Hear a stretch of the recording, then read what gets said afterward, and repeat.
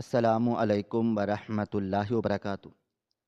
میرے بڑے بھائی کی اچانک موت نے پورے گھر کو ہلا کر رکھ دیا تھا۔ غسل کے وقت جب مولوی صاحب نے ان کے جسم سے قمیض اتاری تو ان کی کمر پر نیلے نیلے رنگ کے عجیب و غریب نشانات تھے جو کسی مار پیٹ کے نہیں تھے۔ مولوی صاحب نے وہ نشان دیکھتے ہی سب کو کمرے سے باہر نکال دیا اور میرے کان میں کہا، یہ قدرتی موت نہیں ہے۔ ہم نے کفن ہٹایا تو پیروں تلے سے زمین نکل گئی، کیونکہ میرے بڑے بھائی کی اچانک اور یوں بے وقت موت نے ہمارے ہنستے کھیلتے گھر کو غم کی ایک ایسی اندھیری وادی میں دھکیل دیا تھا جہاں سے واپسی کا کوئی راستہ بظاہر نظر نہیں آتا تھا۔ وہ ہمارے گھر کی چھت تھے، ہمارے خاندان کا وہ واحد سہارا تھے جن کے کاندھوں پر ہم سب کی ذمہ داریوں کا بوجھ لدا ہوا تھا، مگر انہوں نے کبھی اپنی پیشانی پر شکن تک نہ آنے دی۔ وہ ہمیشہ مسکراتے رہتے تھے، چاہے حالات کتنے ہی سنگین کیوں نہ ہوں۔ لیکن اس منحوس شام جب ہسپتال کی گاڑی ہمارے دروازے پر آ کر رکی اور اس میں سے میرے بھائی کا بے جان جسم باہر نکالا گیا تو یوں لگا جیسے آسمان ہم پر ٹوٹ پڑا ہو۔ گھر کی خواتین کی چیخ و پکار نے پورے محلے کو سوگوار کر دیا تھا۔ امی تو صدمے سے جیسے پتھر کی ہو گئی تھی، اور ابا جی کی کمر جو پہلے ہی بڑھاپے کی وجہ سے جھکی ہوئی تھی، جوان بیٹے کی لاش دیکھ کر بالکل ہی ٹوٹ گئی تھی۔ ڈاکٹروں کا کہنا تھا کہ ان کی موت حرکت قلب بند ہونے کی وجہ سے ہوئی ہے، یعنی دل کا دورہ پڑا ہے۔ یہ ایک قدرتی موت ہے، لیکن میرا دل اس بات کو ماننے کے لیے ہرگز تیار نہ تھا، کیونکہ بھائی جان کی عمر ہی کیا تھی، ابھی تو وہ زندگی کی بہاریں دیکھ رہے تھے۔ نہ انہیں کوئی بیماری تھی، نہ وہ سگریٹ نوشی کرتے تھے، اور نہ ہی ان کی صحت ایسی تھی کہ اچانک یوں چل بسیں۔ مگر تقدیر کے فیصلوں کے آگے کس کا زور چلتا ہے؟ سب لوگ یہی کہہ کر دلاسا دے رہے تھے کہ اللہ کی مرضی یہی تھی، مگر میرے ذہن میں کئی سوالات سانپوں کی طرح کل بلا رہے تھے جن کا جواب کسی کے پاس بھی نہیں تھا۔ بھائی جان پچھلے کچھ عرصے سے بہت زیادہ پریشان رہنے لگے تھے۔ ہمارے گھر پر قرض خواہوں کا بہت زیادہ دباؤ تھا۔ وہ لوگ آئے دن دروازے پر آ کر تماشا لگاتے تھے اور بھائی جان ہاتھ جوڑ کر ان سے مہلت مانگتے تھے۔ مجھے یاد ہے کہ اپنی موت سے ایک دن پہلے وہ میرے پاس چلے آئے تھے اور انہوں نے میرے سر پر ہاتھ رکھ کر کہا تھا کہ تم فکر مت کرو، میں بہت جلد سارے پیسے لے کر آؤں گا اور ان قرض خواہوں کے منہ پر مار کر اپنے گھر کی عزت بحال کروں گا۔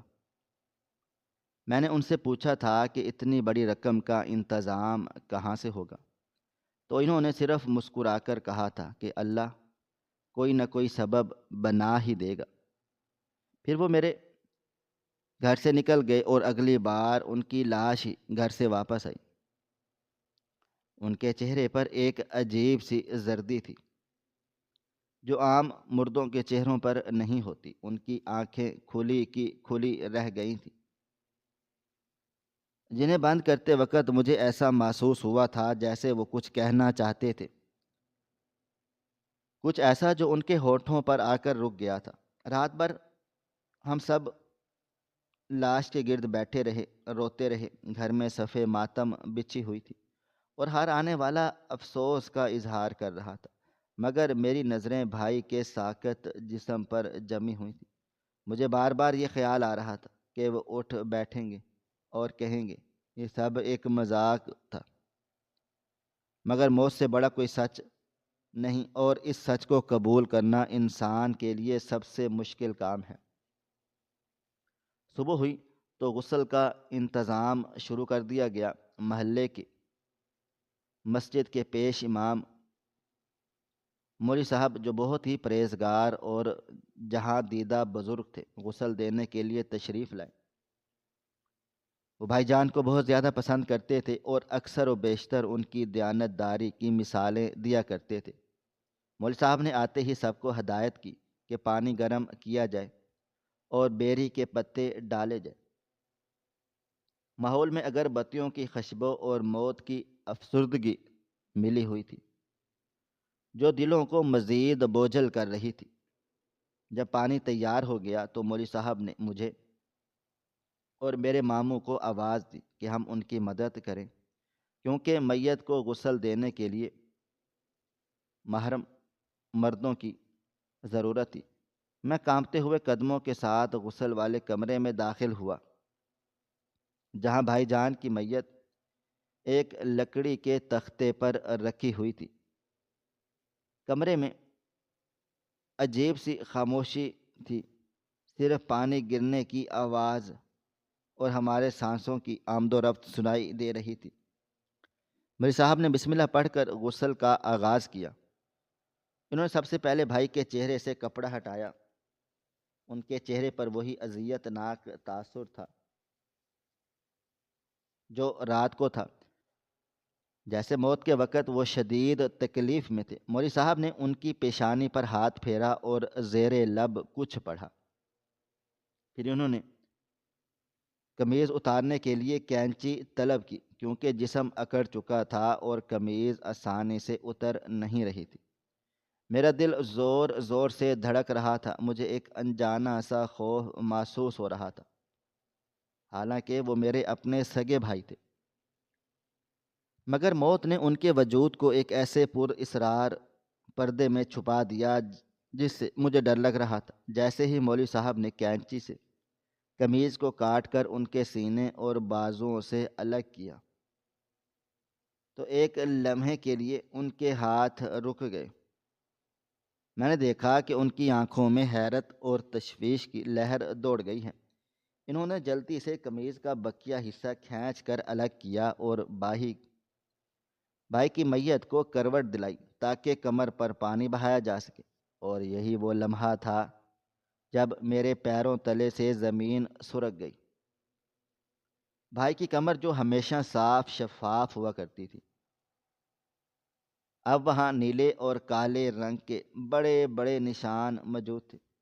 یہ نشانات کسی چوٹ کے نہیں لگ رہے تھے، اور نہ ہی یہ نشانات لاش کے پرانے ہونے کی وجہ سے بنے ہوئے تھے، کیونکہ موت کو ابھی 24 گھنٹے بھی نہیں گزرے تھے۔ یہ نشان ایسے تھے جیسے کسی نے ان کو بہت بے دردی سے مارا پیٹا ہو، کسی سخت چیز کے ساتھ جکڑ کر رکھا ہو، یا پھر انہیں کسی کرسی یا تختے کے ساتھ رسیوں سے باندھا گیا ہو۔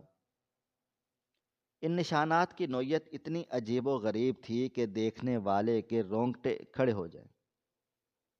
خاص طور پر ان کی کلائیوں اور بازوؤں کے اوپری حصے پر بھی ایسے ہی نیلے دائرے بنے ہوئے تھے، جیسے کسی نے ان کے بازوؤں کو پوری قوت سے دبوچ رکھا ہو۔ مولوی صاحب کا چہرہ ان نشانات کو دیکھتے ہی فک ہو گیا۔ انہوں نے فوراً ہی میری طرف دیکھا اور پھر ماموں کی طرف۔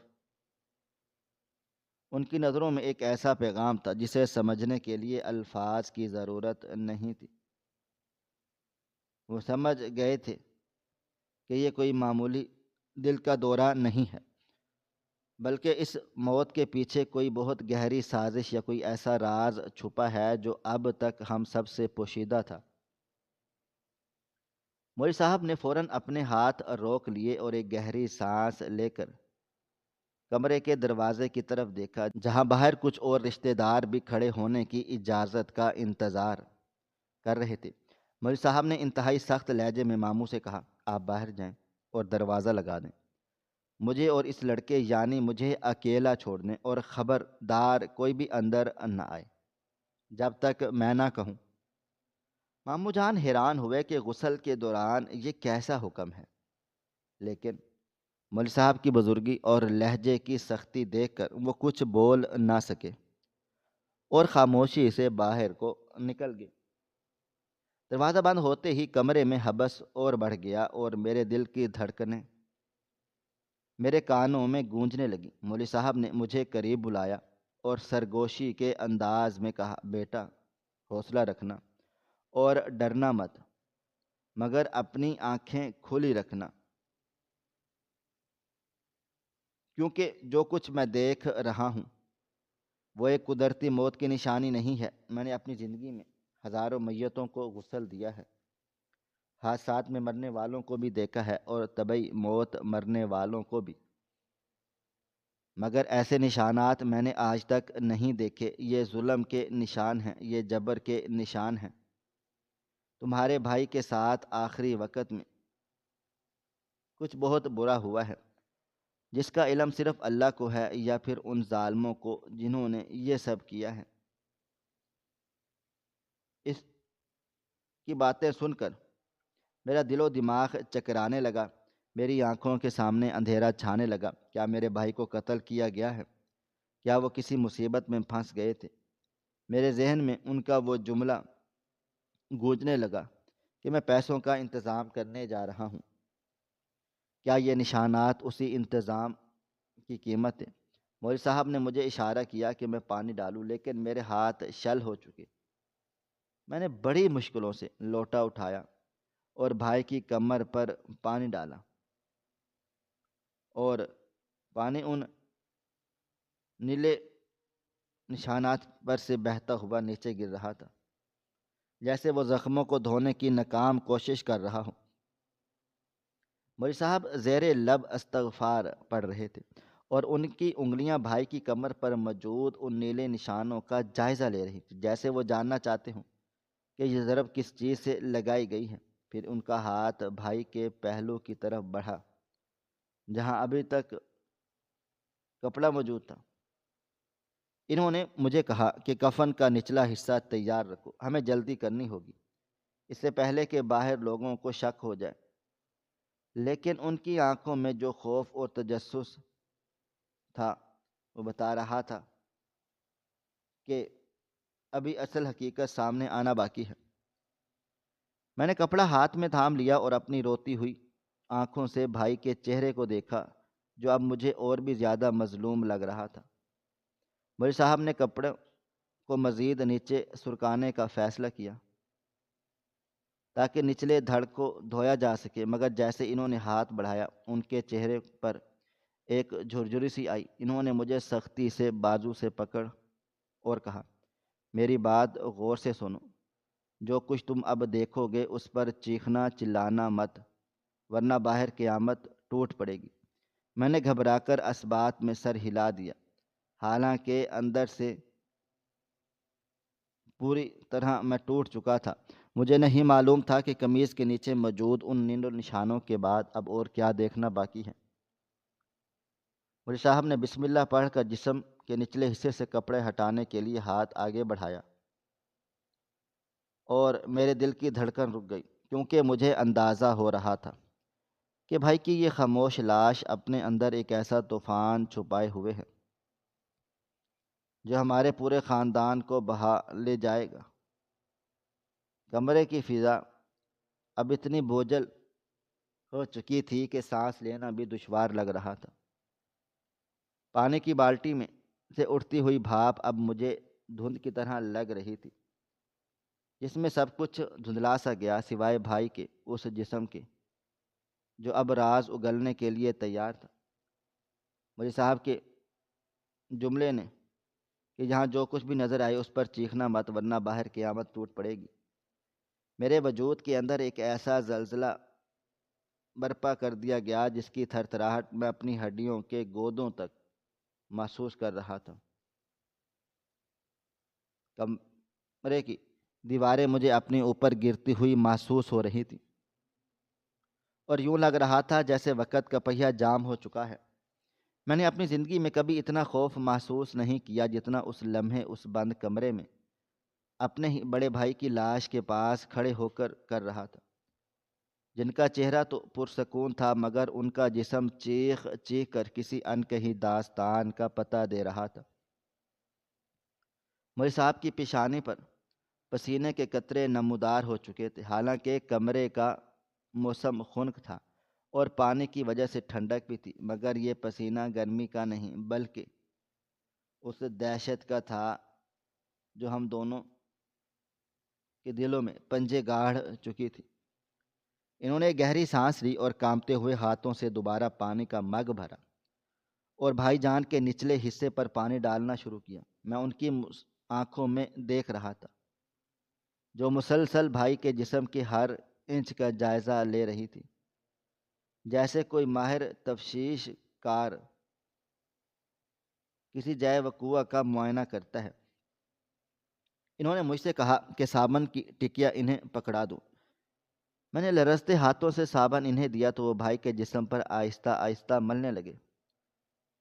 اس دوران میرا ذہن ماضی کے جھروکوں میں بھٹکنے لگا۔ مجھے وہ دن یاد آ گیا جب بھائی جان گھر آئے تھے اور بہت زیادہ خوش تھے۔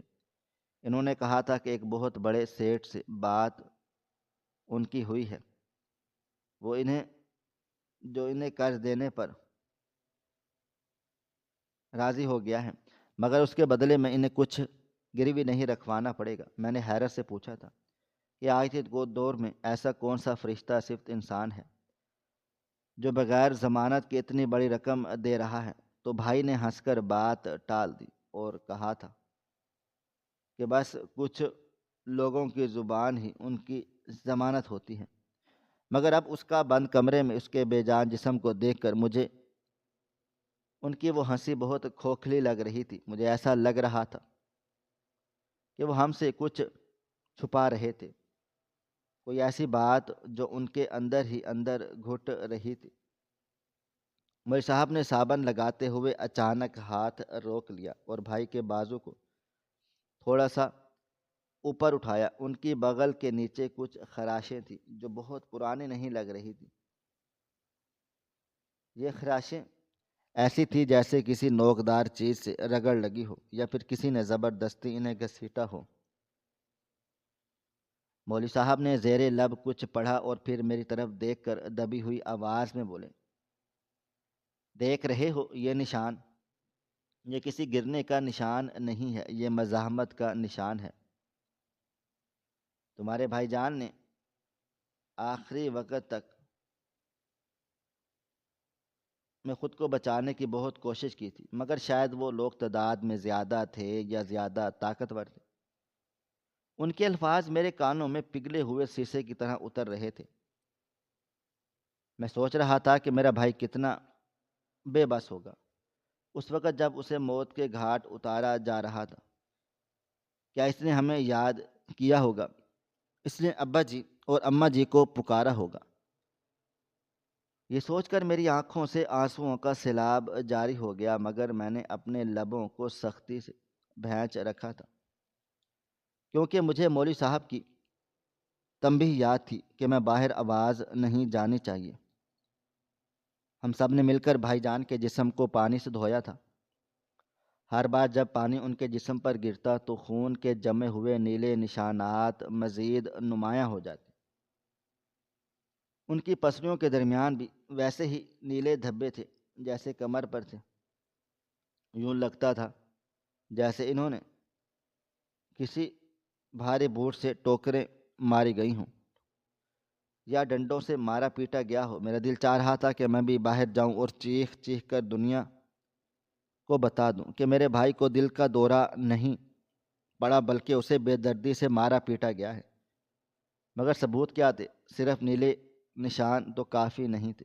پولیس تو ویسے بھی ان کارروائیوں سے کتراتی ہے، اور ہم لوگ غریب لوگ کس کا دروازہ کھٹکھٹاتے ہیں؟ مولوی صاحب شاید میرے دل کی حالت سمجھ رہے تھے۔ انہوں نے میرے کندھے پر ہاتھ رکھا اور کہا، صبر کا دامن مت چھوڑنا ہاتھ سے، اللہ تعالیٰ دیکھ رہا ہے اور وہی انصاف کرنے والا ہے۔ ابھی تو یہ ہمیں بھی نہیں معلوم کہ اصل ماجرا کیا ہے۔ یہ نشانات تو صرف ظلم کی داستان سنا رہے ہیں، مگر موت کی اصل وجہ کیا ہے یہ جاننا ابھی باقی ہے۔ پھر انہوں نے بھائی کی ٹانگوں کی طرف اشارہ کیا اور ہم نے مل کر ان کے پیروں کو دھونا شروع کر دیا تھا۔ بھائی کے پیر بہت زیادہ سوجے ہوئے تھے، خاص طور پر ان کے ٹخنے ایسے ہو رہے تھے کہ لگ رہے تھے جیسے خون وہاں سے خون کی گردش رک گئی ہو جہاں جب میں نے ان کے پیروں کے تلووں کو دیکھا تو وہاں بھی باریک باریک زخم تھے، جیسے وہ ننگے پاؤں کانٹوں یا پتھریلی پتھروں پر چلے ہوں گے۔ یہ دیکھ کر میرا کلیجہ منہ کو آ گیا۔ بھائی جان تو ہمیشہ جوتوں کا خاص خیال رکھتے تھے، کبھی ننگے پاؤں باہر نہیں نکلتے تھے، تو پھر ان کے پیروں کی یہ حالت کیسے ہوئی؟ کیا انہیں بھگایا گیا تھا؟ کیا انہیں قید رکھا گیا تھا؟ سوالات کا ایک طوفان تھا جو میرے دل و دماغ میں چل رہا تھا، اور ہر گزرتے لمحے کے ساتھ ان سوالوں کے جواب مزید خوفناک ہوتے جا رہے تھے۔ میر صاحب نے اب تک جسم کے زیادہ تر حصے کو دھو دیا تھا، مگر ایک جگہ ایسی تھی جہاں سے ابھی تک کپڑا نہیں ہٹایا گیا تھا، اور وہ بھائی کے پیٹ اور کمر کا درمیانی حصہ یعنی پہلو تھا۔ میر صاحب نے بار بار اس حصے کی طرف دیکھتے اور پھر نظریں پھیر لیتے، جیسے انہیں کسی انہونی کا ڈر ہو، یا شاید وہ خود کو ذہنی طور پر تیار کر رہے ہوں اس ہولناک منظر کے لیے جو اس کپڑے کے نیچے چھپا تھا۔ کمرے میں موجود بیری کے پتوں کی خوشبو اب مجھے دم گھٹنے والی لگ رہی تھی، اور پانی گرنے کی آواز کسی گھڑی کی ٹک ٹک کی طرح لگ رہی تھی، جو کسی بڑے دھماکے کا پیش خیمہ ہو۔ باہر سے ابا جی کی کھانسنے کی آواز آئی تو میں چونک گیا۔ مجھے یوں لگا جیسے وہ پوچھ رہے ہوں کہ اتنی دیر کیوں ہو رہی ہے۔ واقعی غسل میں معمول سے زیادہ وقت لگ رہا تھا، اور یہ بات باہر لوگوں میں بھی چہمگوئیاں کا باعث بن رہی ہوگی، مگر مولوی صاحب کسی بھی جلدی میں نہیں تھے۔ وہ ہر نشان کو بغور دیکھ رہے تھے، اور شاید اپنے ذہن میں اس موت کی گتھیاں سلجھا رہے تھے۔ آخر کار وہ لمحہ آ ہی گیا جس کا مجھے ڈر تھا۔ مولوی صاحب نے ایک لمبی سانس لی اور مجھ سے کہا کہ اب ہم آخری حصہ دھوئیں گے، مگر یاد رکھنا، اپنی آنکھوں پر قابو رکھنا اور اپنے جذبات پر بھی۔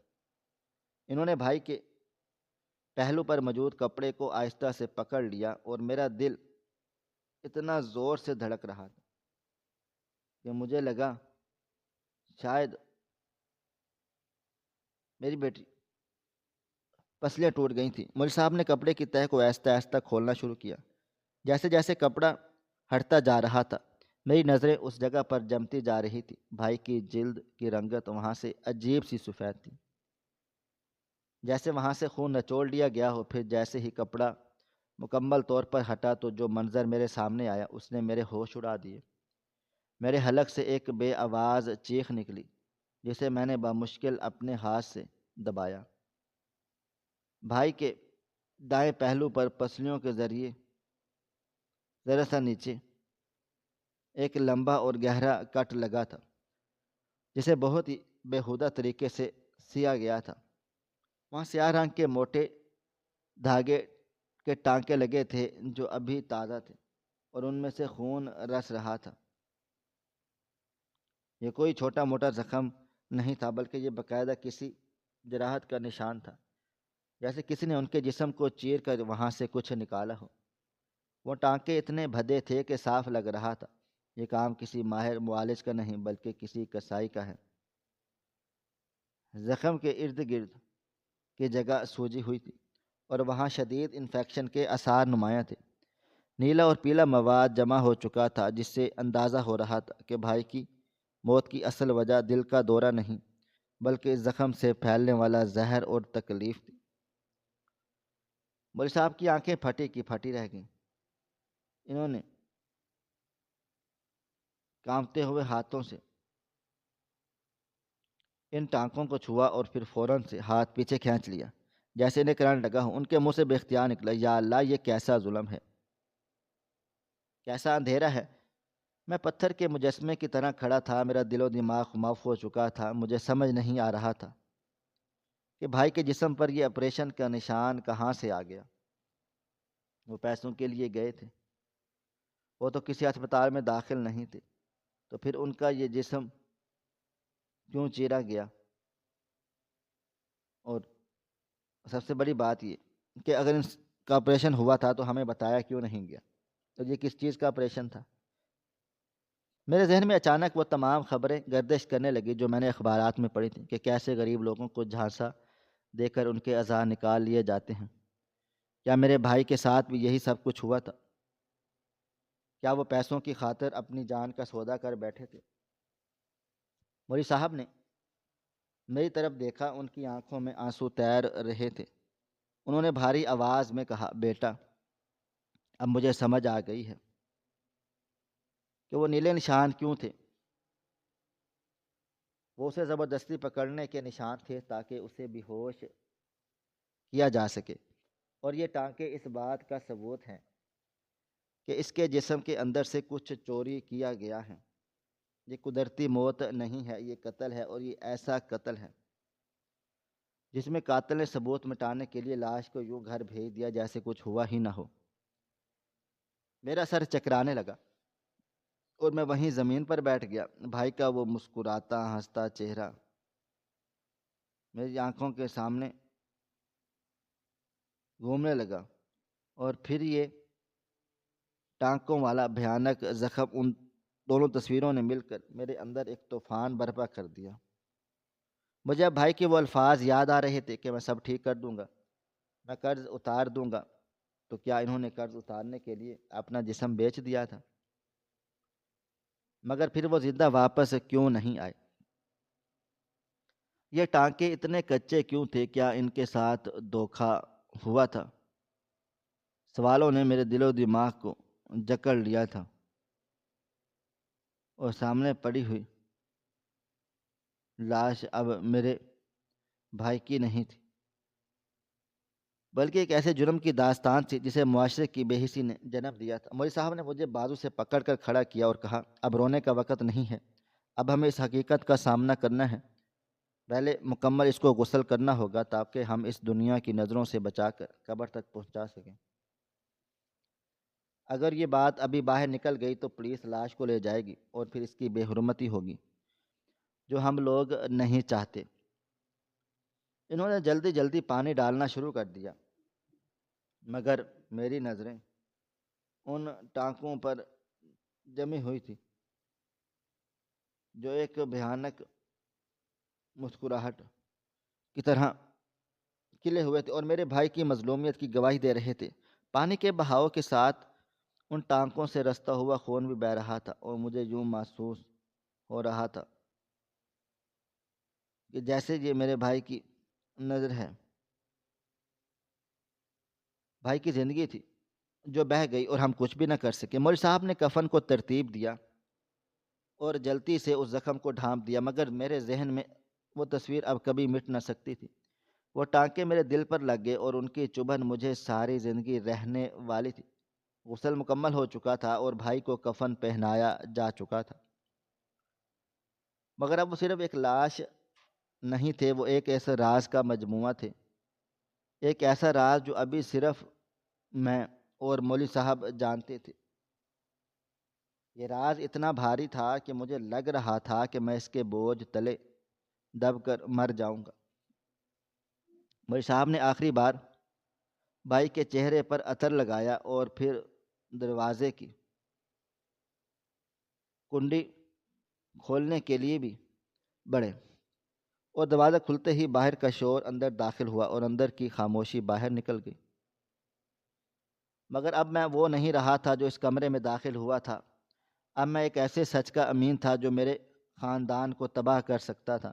مولوی صاحب نے مجھے ایک گہری نظروں سے دیکھا جس کا مطلب تھا کہ خاموش رہنا ہے، اور پھر انہوں نے بلند آواز میں کلمہ شہادت پڑھا، جس کے ساتھ ہی ماموں اور دیگر لوگ کمرے میں داخل ہوئے تاکہ جنازے کو اٹھا سکیں۔ کسی کو کان و کان خبر نہیں تھی کہ سفید لٹھے کے نیچے کس قدر بھیانک حقیقت چھپی ہوئی ہے، سوائے میرے اور میرے رب کے۔ اور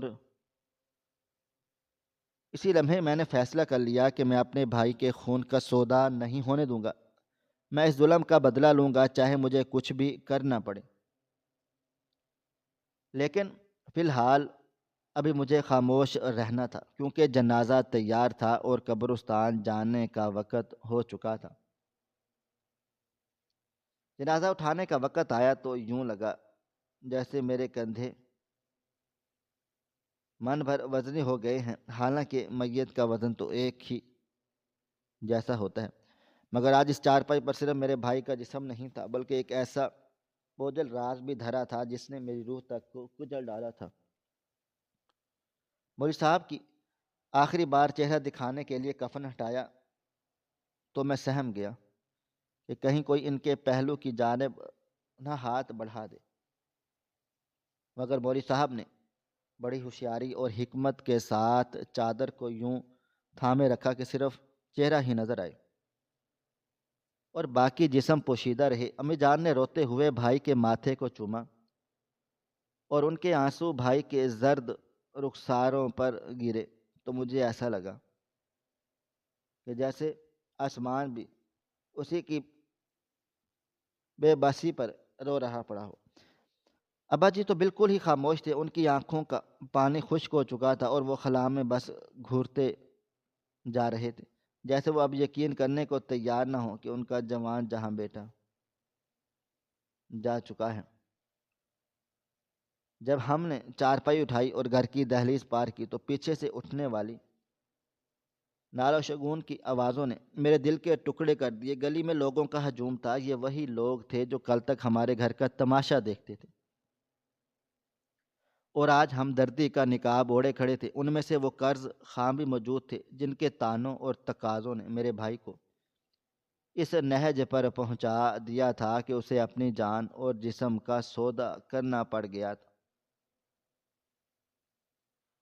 ان کے چہروں پر بظاہر افسوس تھا، مگر میں ان کی آنکھوں میں چھپی ہوئی بے حسی کو دیکھ سکتا تھا۔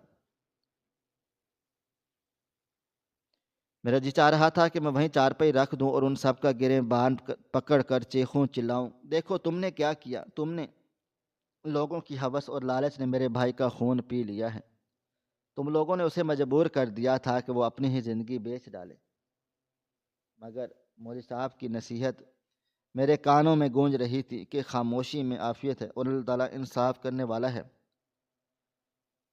قبرستان کی طرف جاتے ہوئے ہر قدم پر مجھے بھائی کے وہ الفاظ یاد آ رہے تھے جو انہوں نے بچپن میں مجھے کہے تھے، میں تمہارا محافظ بنوں گا، میں تمہیں کبھی گرنے نہیں دوں گا۔ آج وہ خود گر چکے تھے اور میں انہیں اٹھانے کے لیے اپنی زندگی کے سب سے مشکل سفر پر رواں دواں تھا۔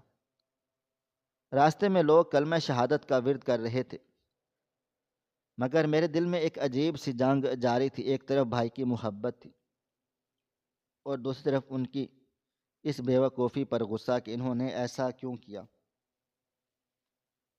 کیوں انہوں نے ہم سے کوئی مشورہ نہ کیا، کیوں انہوں نے سمجھا کہ ان کی جان کی قیمت ان کاغذ کے چند ٹکڑوں سے کم ہے وہ جو حاصل کرنا چاہتے تھے۔ قبرستان پہنچ کر جب ہم نے میت کو زمین پر رکھا تو سورج غروب ہو رہا تھا اور فضا میں ایک عجیب سی اداسی پھیلی ہوئی تھی۔ قبر تیار تھی اور اس کا اندھیرا منہ تک کھولے تھا، منتظر تھا کہ وہ میرے بھائی کو اپنے اندر سمولے۔ مولوی صاحب نے آگے بڑھ کر جنازہ پڑھایا۔ ان کی آواز میں لرزہ تھا جو شاید صرف اور صرف میں محسوس کر سکتا تھا۔ وہ جانتے تھے کہ ہم سب کس کرب سے گزر رہے ہیں۔ جنازے کے بعد جب تدفین کا مرحلہ آیا تو میں قبر میں اتارتا کہ بھائی کے جسم کو لاحد میں اتار سکے۔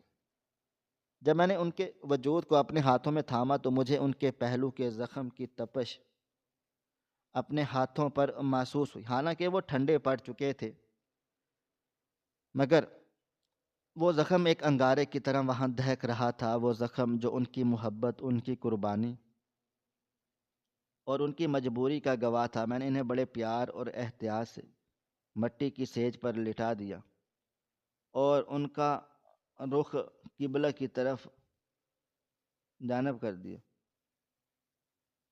اور آخری دیدار کے وقت میرا دل چاہا کہ میں ان سے لپٹ جاؤں اور کہوں کہ بھائی اٹھ جاؤ، ہم بھوکے رہ لیں گے، ہم ذلت سہ لیں گے، مگر ہمیں تمہارے بغیر نہیں جینا۔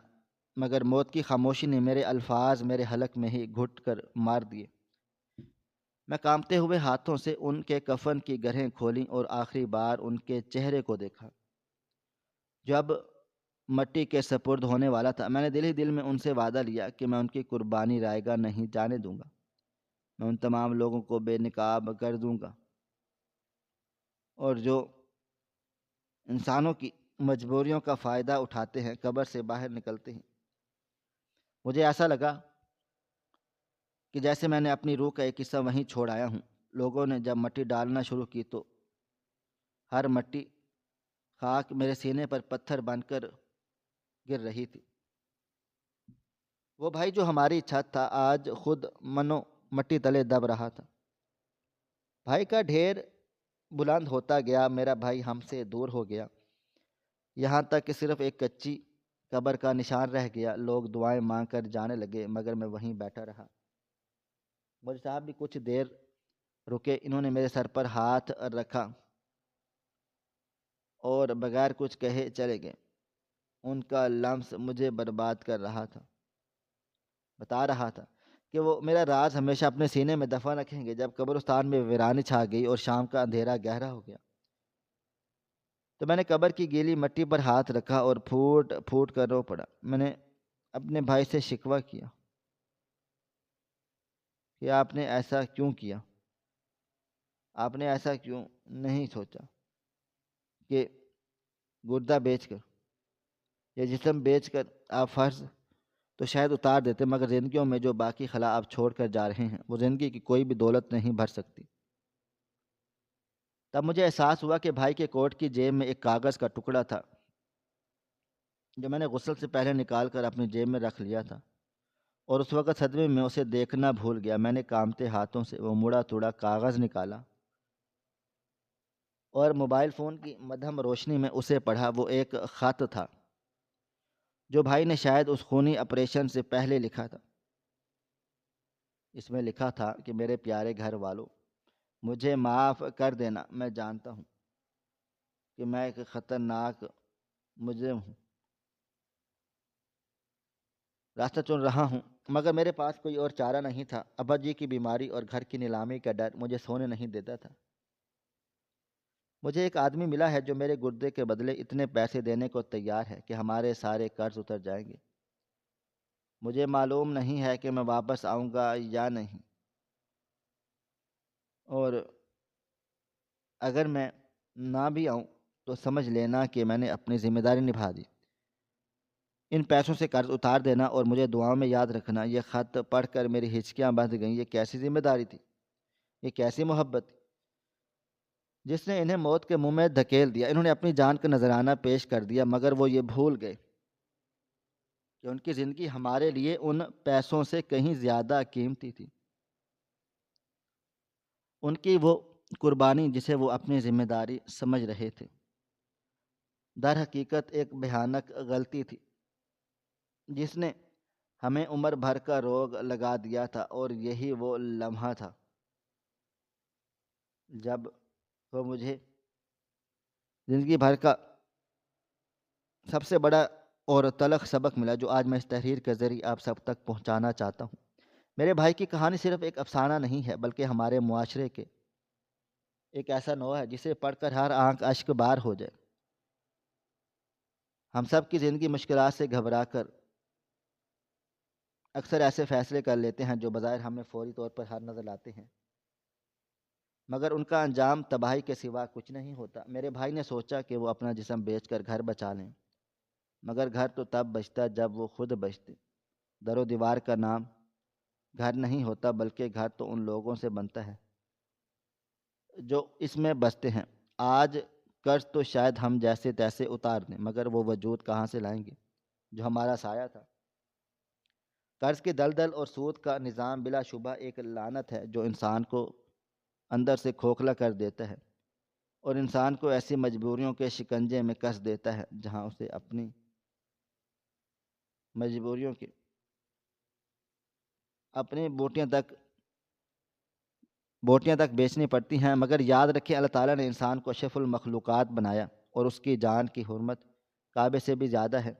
کوئی بھی مجبوری، کوئی بھی پریشانی اور کوئی بھی قرض اتنا بڑا نہیں کہ اس کے لیے انسان اپنی جان داؤ پر لگائے۔ یہ حرام راستہ اختیار کر کے میرے بھائی نے صبر کا دامن چھوڑ دیا اور وہ مایوس ہو گئے۔ اور مایوسی کفر ہے۔ اگر وہ اللہ پر توکل کرتے اور تھوڑا مزید صبر کر لیتے تو شاید اللہ کوئی اور راستہ نکال دیتا۔ مشکلات کتنی ہی بڑی کیوں نہ ہوں، وہ انسانی جان سے زیادہ بڑی نہیں ہو سکتی۔ آج کل ہم دیکھتے ہیں